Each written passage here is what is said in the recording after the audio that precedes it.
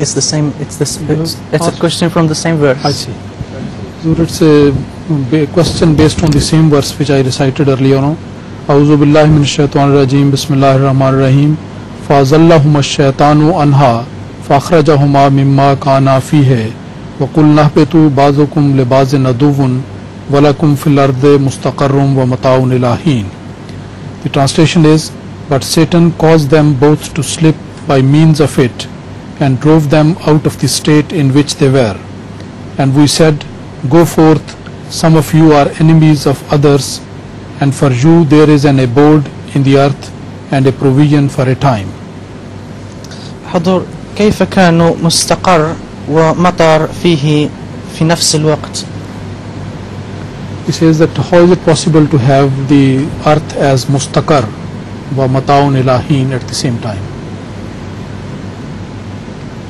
I don't understand why. What is it? There's no contradiction in this. Do you find any contradiction? You know Arabic so well. Mustaqar and mataun. What does he mean by this?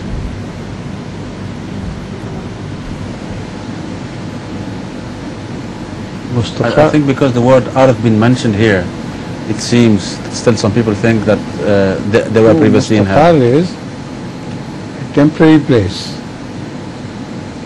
And Mata, whatever you gain in that out of the worldly life. So this is a temporary phase which will happen, and ultimately you have to return to God.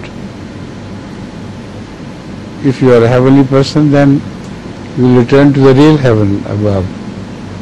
Otherwise to hell. This is, I think, very clear and evident.